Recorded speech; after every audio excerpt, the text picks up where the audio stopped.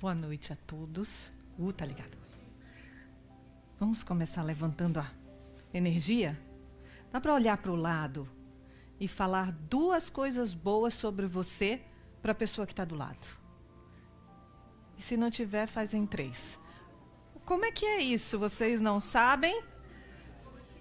Paola, você está sozinha? Paola, faça com alguém.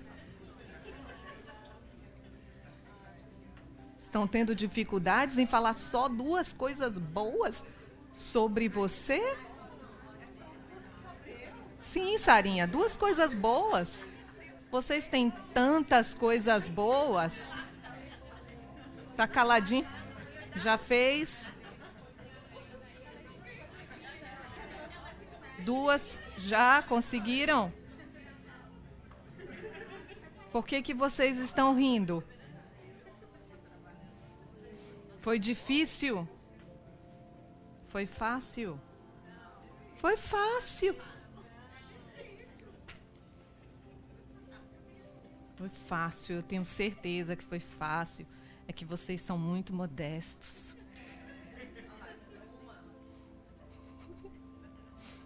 Ok, muito bom. Só para a gente levantar um pouco a energia, né?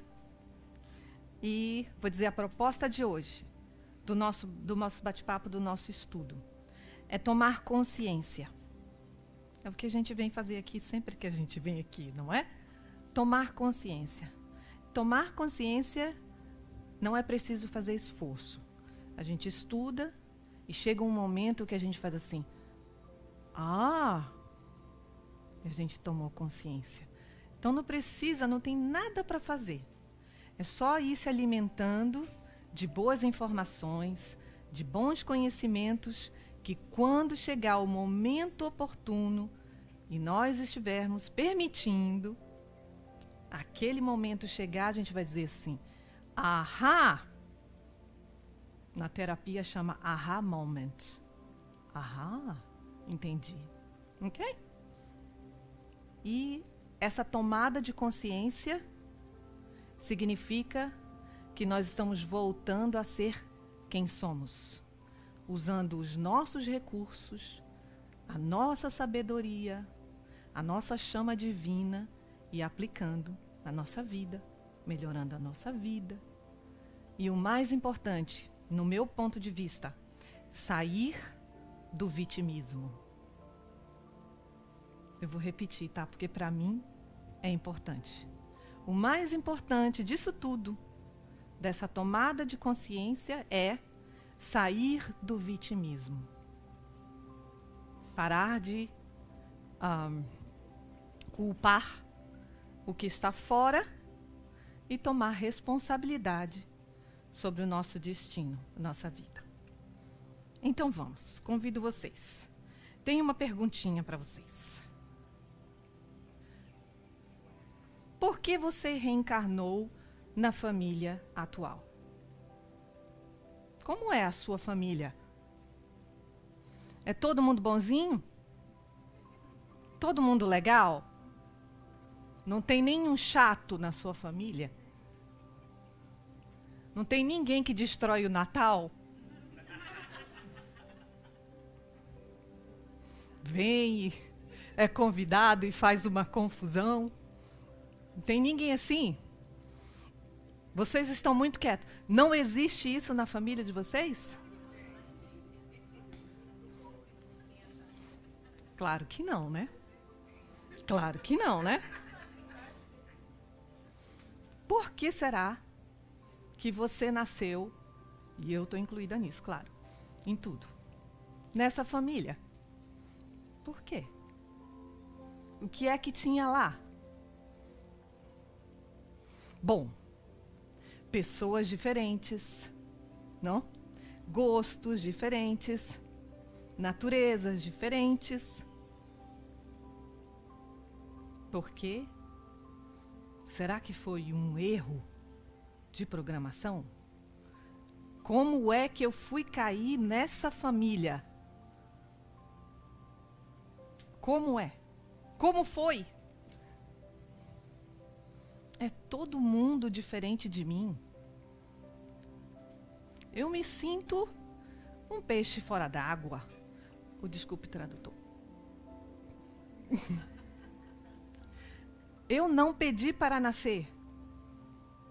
Isso funciona aqui, nesse lugar? Não. Né? Com a gente não funciona. E que tal? Já que nós aqui, todo mundo, eu sei que todo mundo estuda e sabe disso, nós sabemos por que nós nascemos nessa família, nós entendemos o que nós precisamos desenvolver, trabalhar, não é isso? Todos nós não sabemos? Então a proposta aqui hoje a gente vê qual é o mapa emocional dessa família. Quais são as emoções marcantes, os eventos emocionais marcantes dessa família? Já paramos para pensar nisso? Mas a espiritualidade nos convida a pensar nisso. Se nós lermos qualquer livro de André Luiz, Emmanuel, Joana de Ângeles, muitos outros, nós vamos deparar com essas perguntas todas. É importante nós fazermos caridade. Os espíritos nos inspiram. Faça caridade. Mas primeiro, precisamos entender a nossa família. Antes da caridade lá fora, precisamos entender a nossa família e aprender a nos relacionarmos com a nossa família. Então, não, sério mesmo, vocês já pararam para pensar sobre os traços emocionais da família? Alguém aqui já parou para pensar? Isso me preocupou, lendo, estudando o Espiritismo, as lições dos Espíritos. Eu me preocupei com isso. Quais são os padrões emocionais da minha família? E também porque eu fui fazer um curso de terapeuta lá na Espanha, que tinha a ver com isso também. Mas eu fui por causa desses questionamentos. Ninguém nunca pensou nisso? Ninguém nunca parou para pensar nisso? Já? Já? Estou vendo algumas cabeças aqui que já. Olha aí, essas famílias que eu trouxe, mais para relaxar. Olha só como somos diferentes, não é? Olha, eu vou pedir a ajuda de uma ciência que é revolucionária e que está despontando agora nos últimos anos, mas não se preocupem que não vai ser chato. Espera, calma. Começaram a estudar o nosso genoma, o nosso mapa genético, de 99 a 2010, 10 anos. Aí eles disseram assim, bom, nós estamos entregues, os cientistas, né? Nós estamos entregues à nossa genética, ela que manda. Hashtag só que não.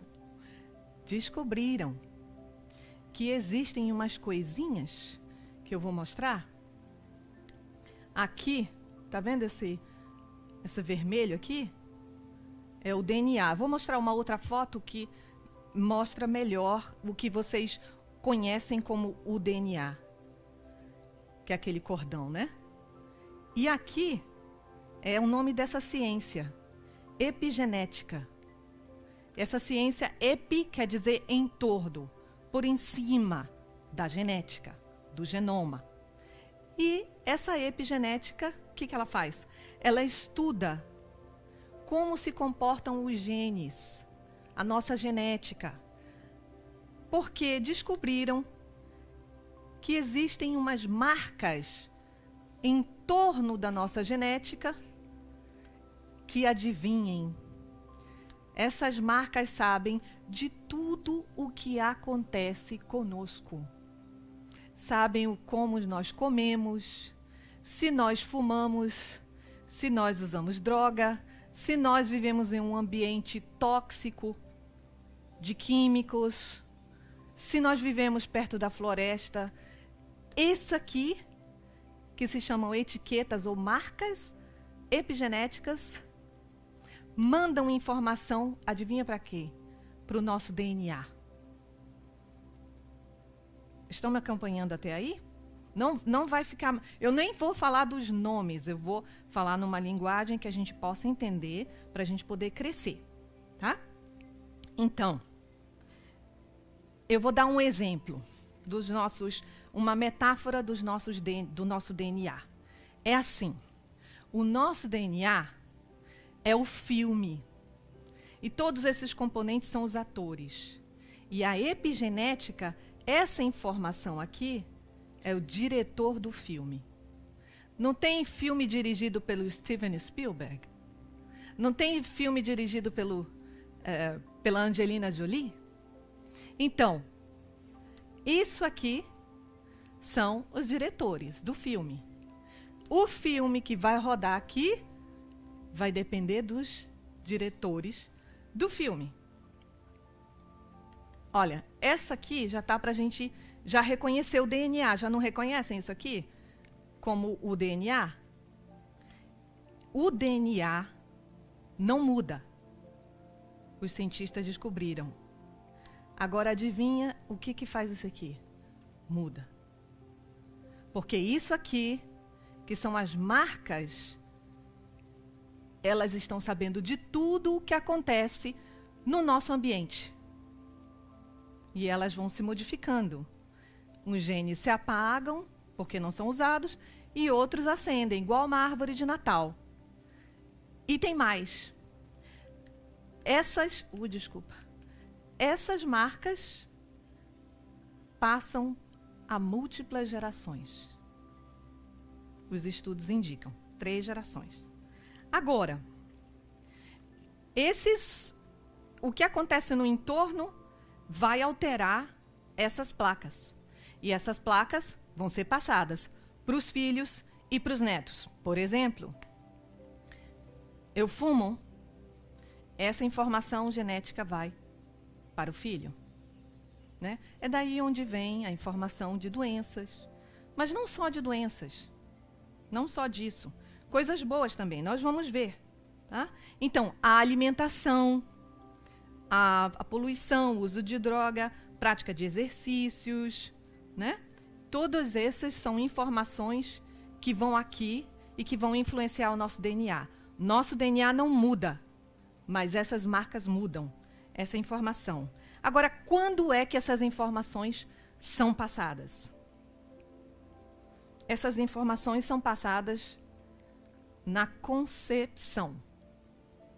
Naquele momento em que o espermatozoide entra no óvulo e ali forma uma célula, essa informação é passada somente através do óvulo ou do espermatozoide ou durante a vida, conforme a vida que nós vivemos. Então, como que eles chegaram aí? Esses cientistas fizeram pesquisa com essas ratas aqui, esses ratinhos.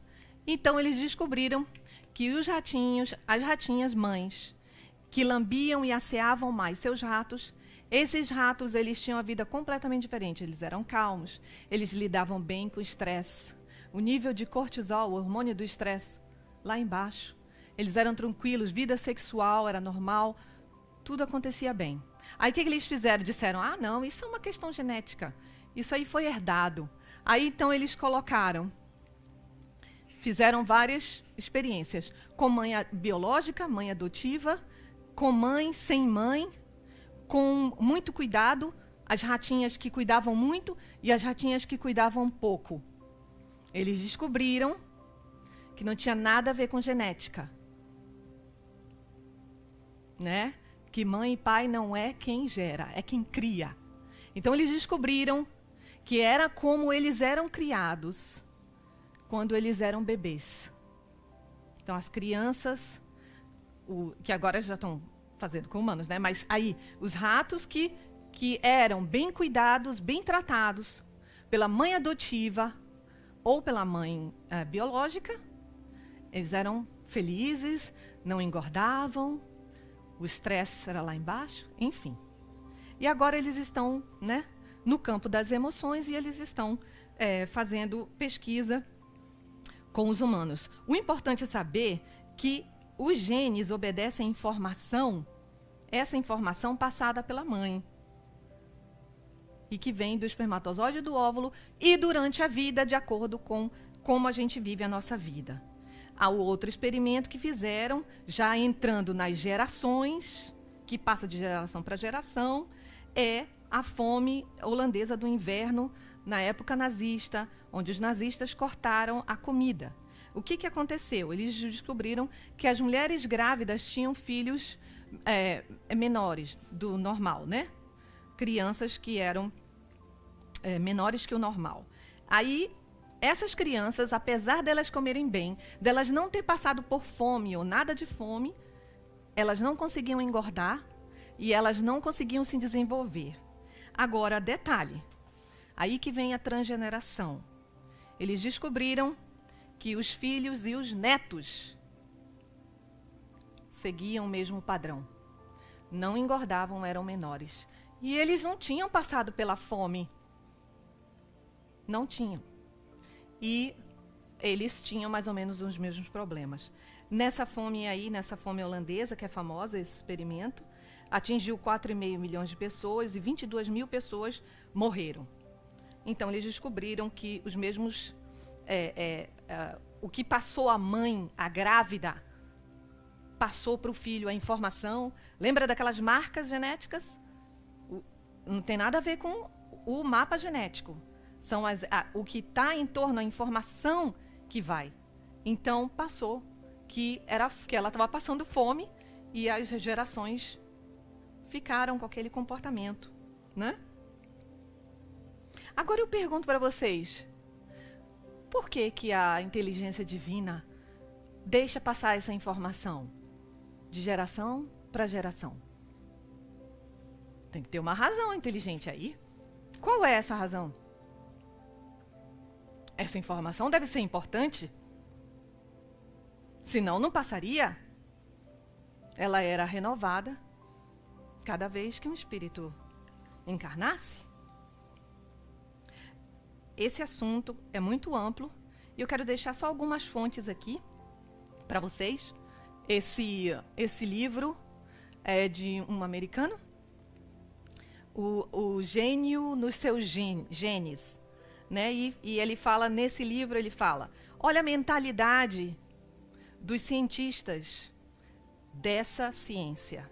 Por isso que eu digo que ela é revolucionária. Os seus genes respondem aos seus pensamentos, emoções e crenças. Isso é um cientista falando.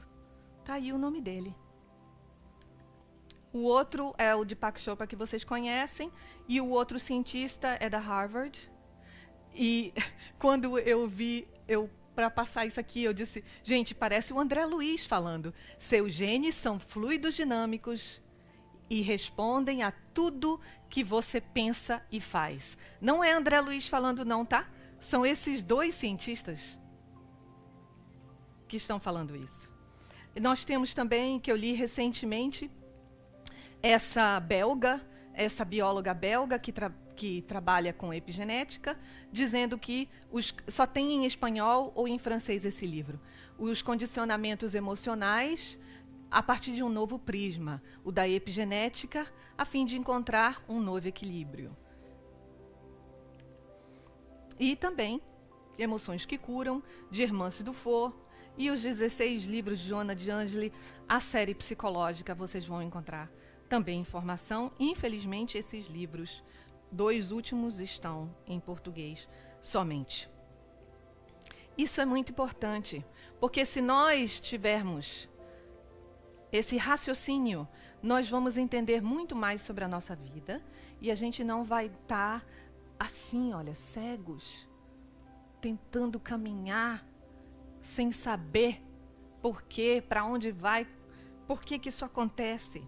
São muitas pesquisas e é um tema realmente fascinante. Então, entre as pesquisas que crescem, eu quero trazer, já para a gente entrar nessa parte emocional da família, um pesquisador chamado William G. Broad, que ele morava em Palo Alto, ele já desencarnou, e ele era diretor das pesquisas da Universidade Sofia. Não sei se vocês já ouviram falar, mas há mais de 30 anos tem uma Universidade de Psicologia Transpessoal na Califórnia, em Palo Alto, que hoje se chama Universidade Sofia. E ele era o diretor das pesquisas científicas. E ele era parapsicólogo também. E ele fala de um momento semente. Esse momento semente são eventos na nossa vida que dão origem a sintomas físicos ou mentais, que são saudáveis ou não, ou prejudiciais. E que isso daí vai se manifestar na nossa vida. E são importantes para nós, né? Então, esse momento semente, eu quero trazer para vocês, eu pensei, eu vou trazer exemplos de cliente. Eu disse, não, eu vou trazer o meu exemplo, porque vai ficar mais fácil de vocês se relacionarem, porque vocês me conhecem. Então, essa daí sou eu. Essa daí sou eu. É a única foto criança que eu tenho. Única. Então, voltando para dar um exemplo para vocês. Como que acontece essa terapia, né? Nós temos que nos reportar, dizem os cientistas, para o momento da concepção. O momento em que a minha mãe estava grávida. Então, não é para escandalizar vocês não, mas foi um caos. A minha vinda para cá foi um caos. A minha mãe estava com 8 meses de gravidez e o meu pai teve um ataque fulminante, um ataque cardíaco e morreu. Ela morava no norte, praticamente selva naquela época, em Manaus. Viúva, tinha até a 5ª série de estudo, não tinha pais para dar casa, comida, e tinha 5 filhos e eu, na barriga. Não tinha profissão, semi-analfabeta, vamos dizer assim, né? Sabia mal escrever e ler. Com 5 filhos, futuro incerto, e o provedor morreu. De repente, porque ele não estava doente. Ataque fulminante cardíaco. Como vocês acham que era o nível de estresse e de preocupação dessa grávida? Eu não tenho como raciocinar. Eu não tenho. E ela me contou depois, porque eu perguntei várias coisas, que a maior preocupação dela era que eu ia ser a única filha que não ia ter uma figura paterna. E isso a desesperava muito nos conceitos e crenças dela. Isso para ela era muito importante. Então o nível de estresse, de cortisol, o estresse do hormônio, era muito grande. Minhas irmãs diziam que ela, quando via algum parente, ela voltava a sentir todo o desespero da morte e da separação. Chorava muito, se desesperava muito e usou luto. Eu sei muito mais detalhes. É o suficiente para me dizer o que foi passado para mim. O espírito que já tinha perdido a noção de quem eu era e que estava recebendo essa informação como filtro do mundo que eu ia reencarnar. Que tal? Estava bom a perspectiva para mim? Mas eu não sou vítima, nós vamos ver isso, calma.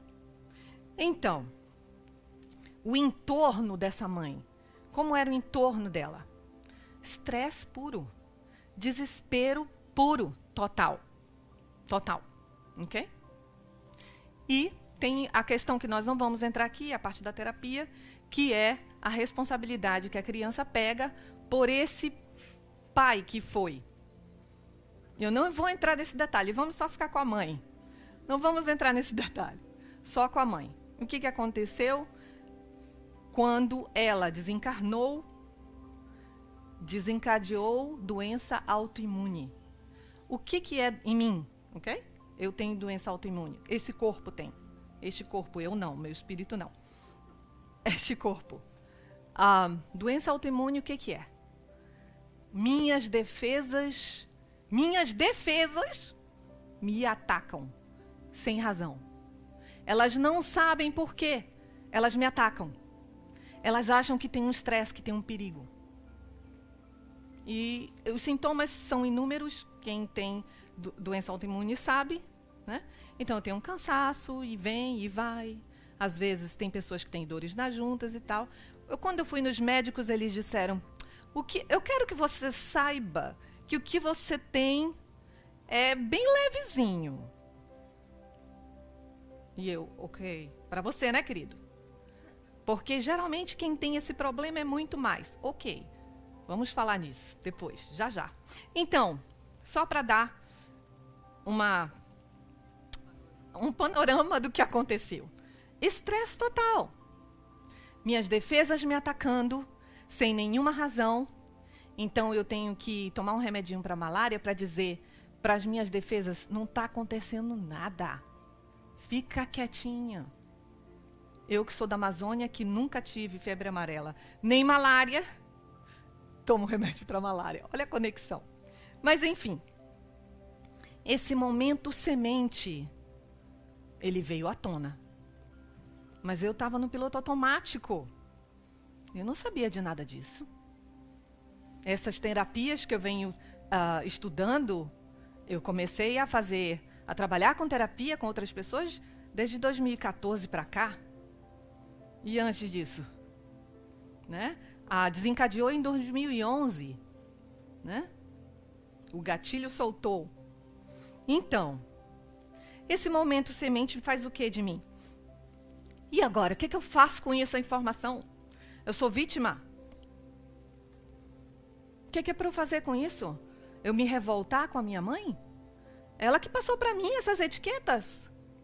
É isso? É isso que é para a gente aprender? Será? Eu trago aqui umas perguntas do Dr. William G. Bald. É possível reescrever? Eu pergunto para mim. É possível reescrever a minha própria reação emocional a um evento? É possível eu reescrever e dizer para o meu corpo, ensinar para o meu corpo que eu não tenho o ambiente difícil, hostil, estressante, desesperador que a minha mãe teve? Será que é possível? É possível prevenir retroativamente uma doença? Será que nesses momentos, porque eu tenho momentos de pico e momentos de calma, então será que nesse momento de calma eu tenho como mudar minhas emoções e fazer com que esses sintomas desapareçam? O que vocês acham? As pesquisas científicas dizem que sim. Obviamente que todos nós já sabemos disso, porque nós estamos aqui, nessa casa, já sabemos disso, não é mesmo? Mas eu queria compartilhar com vocês. Eu queria que vocês pudessem pensar. Vocês pensaram que vocês iam ficar fora, né? No momento da concepção de vocês. Ou o que quer que vocês saibam sobre esse momento da gravidez da mãe de vocês. E olha, mãe é a que cria, viu? Então não venha me dizer: eu sou adotada. Também influi, nós já aprendemos. Então, como foi esse início? O que foi passado? O que acontecia? Vamos pensar junto. Como era um ambiente? A Patrícia está aí com o pai dela, ele sabe tudo.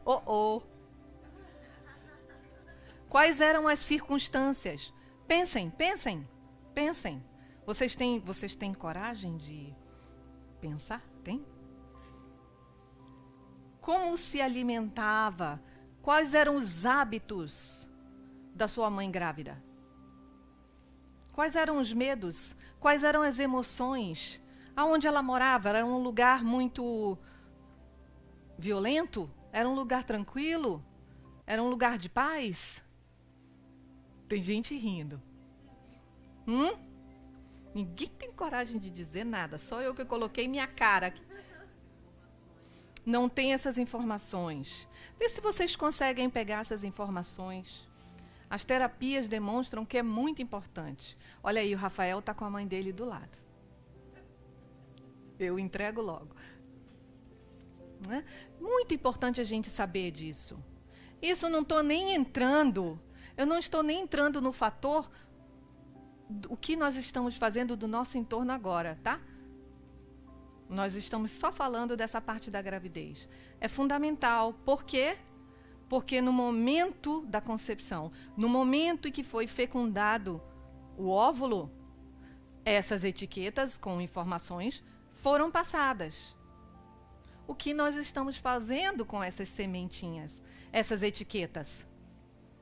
O que nós estamos fazendo com essa informação? Será que é muito estresse? Será que é pouco estresse? Os cientistas, no caso, aquele primeiro livro que eu mostrei, naquele livro ele fala que 15% são fixed, não pode ser mudado. Mas 85%, é muito 85%. 85%. Eu acho que os 15% é a cor do cabelo, a cor dos olhos, essas coisas, a altura, né? E olha lá que eu duvido que não possa ser mudado. Mas 85% pode ser mudado. Não é rapidinho. E agora o momento semente. Eu quero perguntar para vocês. Pensem aí, tragam na mente que situações, eventos, relacionamentos vocês repetem nas suas vidas. Eu tinha uma amiga que ela dizia assim: eu não sei porquê, eu só atraio homem safado. Não sei porquê. Ou amizades, tipos de... como é que é? Boss. Eu já não sei mais falar português. Tipos de chefe. Chefe. Você tem um chefe que você não tem um bom relacionamento, aí você sai, aí vai para o outro trabalho. Igual. É um pouquinho diferente, mas tudo a mesma coisa. Aí você tem uns problemas no Brasil, aí você diz, eu vou lá para os Estados Unidos. Não é uma questão geográfica. Não é. Nós trazemos essa informação e ela não é perdida, porque ela é importante. Nós vamos já ver por que ela é importante, o que nós podemos fazer, tá? Então, essas situações que se repetem. E vamos lá, não é só de relacionamento, vamos dizer os tipos de briga, os tipos de dificuldades. Sabe? Você nunca parou para perguntar por que será que sempre acontece isso comigo? Não é? Você se sente vítima ou responsável? Esses são os questionamentos que a gente começa a dar o passo para mudar essa situação, né? E para os papais e as mamães, biológicos ou adotivos, que informação você está passando para os seus filhos? Está lambendo bem a cria? Está tratando com muito carinho? Que marcas você está passando para os filhos? Essas crianças que, essa nova geração, aí, cheia de ansiedade, olha o que a epigenética está dizendo. Olha aí. Quem é que passa a informação? Né? Essa nova geração que toma remédio antidepressivo, criança, que tem doenças de pessoas que antes era só pessoas idosas, reumatismo, crianças com reumatismo. Eles agora estão fazendo estudos epigenéticos com os suicidas, é tão interessante. E tantos outros estudos, é tão bom.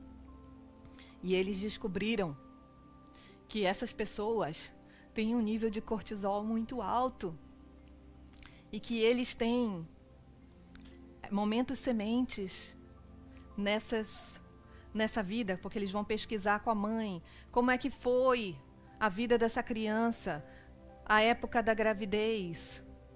É isso que agora eles estão perguntando. Então, e para a gente terminar, eu trago uma coisa aqui. Eu quero pedir para vocês abrirem o coração de vocês. É só uma proposta, tá bom? De algo que a gente já conhece, mas de uma outra visão. Olha só essas palavras de Jesus.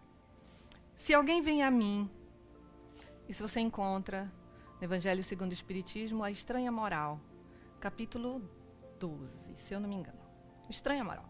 Se alguém vem a mim e não odeia seu pai, sua mãe, sua mulher, seus filhos, seus irmãos, sua mãe, suas irmãs, e mesmo sua própria vida, não pode ser meu discípulo. E todo aquele que não carrega sua cruz e não me segue, não pode ser meu discípulo. Assim, todo aquele que dentre vós, que não renuncia a tudo o que tem, não pode ser meu discípulo. E outra, não penseis que eu vim trazer a paz sobre a terra. Eu não vim trazer a paz, mas a espada, porque eu vim separar o homem de seu pai, a filha da sua mãe, a nora da sua sogra, e o homem terá por inimigos da sua casa. E o homem terá por inimigos os de sua casa. Aí ele diz assim: honrai vosso pai e a vossa mãe. Jesus, você está contraditório. Será? Será que Jesus entrou em contradição? Ou será que Jesus já conhecia a epigenética? Ou será que Jesus sabia que nós íamos herdar, como eu herdei, um baita de um estresse da minha mãe, que fez o melhor que ela pôde da vida dela, dos filhos, dentro de condições super hostis, que é o planeta de prova e expiação. Eu vou me revoltar contra ela, porque ela me passou altíssimo níveis de cortisol nas memórias da minha epigenética. É isso que eu vou fazer? Eu vou me revoltar? Mas Jesus está dizendo aqui que as pessoas vão se revoltar quando eles descobrirem isso, que é o que acontece quando a gente faz essa terapia. As pessoas se revoltam contra as suas famílias. Porque, na verdade, essas pessoas vivem sufocadas, abusadas emocionalmente, etc., etc., pelos seus familiares, né? E eles não têm coragem de dizer o que realmente sentem. Quer dizer, eu não gosto de você. Você abusa das minhas emoções. Você é ruim para mim. Isso é o mundo na visão comum. Mas qual é a visão que transcende essa que é proposta aqui nessa escola espiritual? Qual é a proposta? Honrai vosso pai e vossa mãe. Para mim, Jesus estava dizendo assim: você vai ter que, em algumas coisas, ir contra seu pai e sua mãe, sim. Vai ter que revolucionar. Porque eles não estão sabendo como lidar. E eles passaram essa informação para você. Porque você tem a missão de transformar essa informação. Eles estavam, por situações 1000, sem condições de ver. Agora, nós estamos conscientes da vida espiritual, dos planos reencarnatórios. Qual é a nossa desculpa? Não temos desculpa. Nós temos que honrar as memórias, as marcas epigenéticas, no caso eu, tá? Eu vou trazer a responsabilidade para mim, vocês não. Eu tenho que honrar essa vida difícil e estressante que a minha mãe teve e que passou para mim, por uma questão de sobrevivência.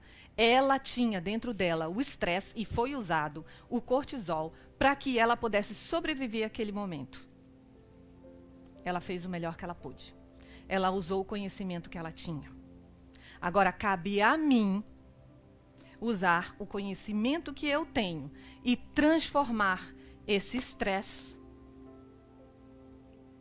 em paz, meditação, boa comida, ambientes em que eu me sinto maravilhosamente bem, aqui.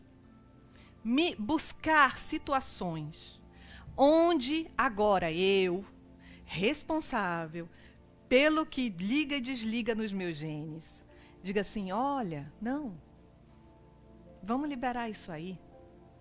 Agora é outra informação.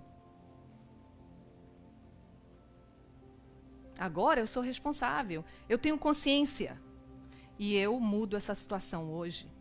Eu vou honrar o trabalho do meu pai e da minha mãe, que eles fizeram. É só uma proposta para a gente pensar sobre o que Jesus estava falando.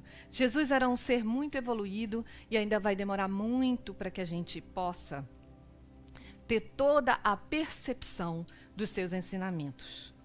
Mas a gente vai e continua estudando para que a gente possa ser feliz, transformar nossas vidas e, principalmente, estudar as nossas emoções. O último a sair acende a luz. Eu fui a última a sair. Eu tenho que acender as luzes do bem no meu mapa genético. A partir do que eu faço da minha vida, de onde eu me coloco, de situações em que eu busco lei da sintonia. Não vamos esquecer, muito importante. Com quem eu me sintonizo, com quem eu me relaciono, eu tenho a responsabilidade de acender essa luz. Muito obrigada.